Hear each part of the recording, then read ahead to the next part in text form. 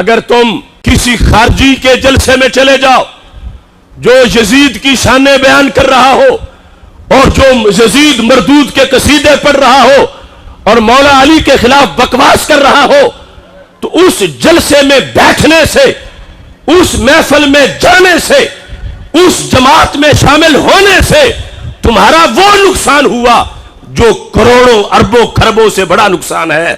اور ایسے ہی اگر تم چاول کھانے چلے گئے کسی ایسی مجلس میں کہ جہاں اصحاب رسول اللہ صلی اللہ علیہ وسلم کو تبرہ کیا جا رہا ہے، گالیاں دی جا رہی ہیں، بکواس کیے جا رہے ہیں، تو صرف وہاں پر بیٹھ جانے سے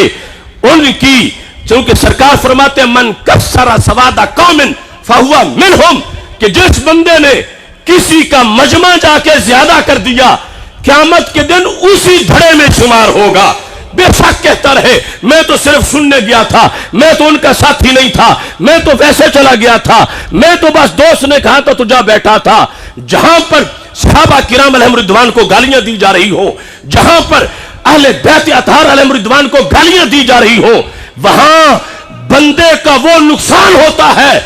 سونے کے پہاڑ دینے سے بھی وہ نقصان پورا نہیں ہوتا۔ مبارک ہو سنیو، رب نے تمہیں وہ مسلک دیا ہے کہ جہاں چند سانس بھی لے لے تو محشر کے دن آبرو کا پیغام مل جاتا ہے۔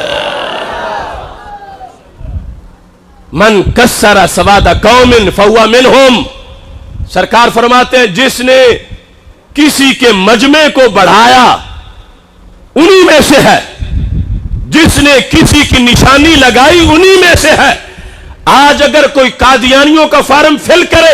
اور کہے نہیں میں دل سے تو ختم نبوت مانتا ہوں، یہ تو میں نے صرف ویسے لکھ دیا تھا، آج کسی کا پرچم اپنے گھر پہ لگائے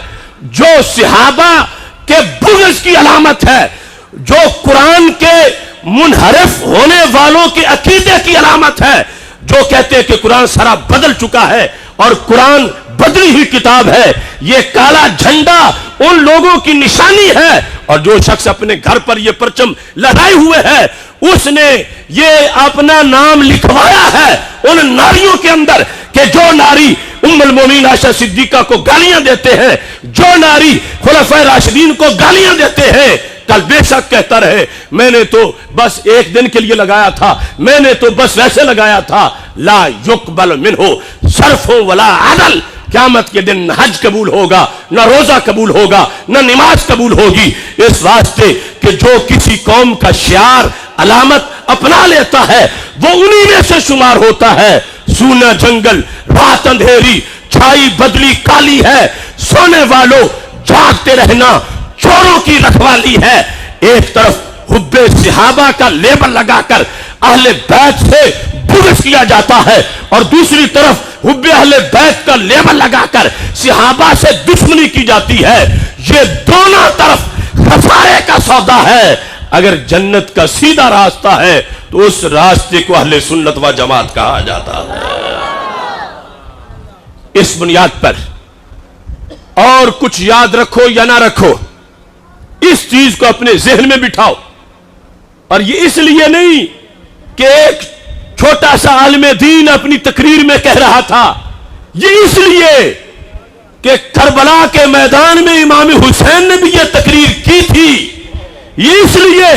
کہ حضرت امام حسین رضی اللہ تعالی عنہ نے یہ تقریر اپنی نسل آل کو قیامت تک پڑھائی تھی، اور یہ اس لیے کہ سب سے پہلے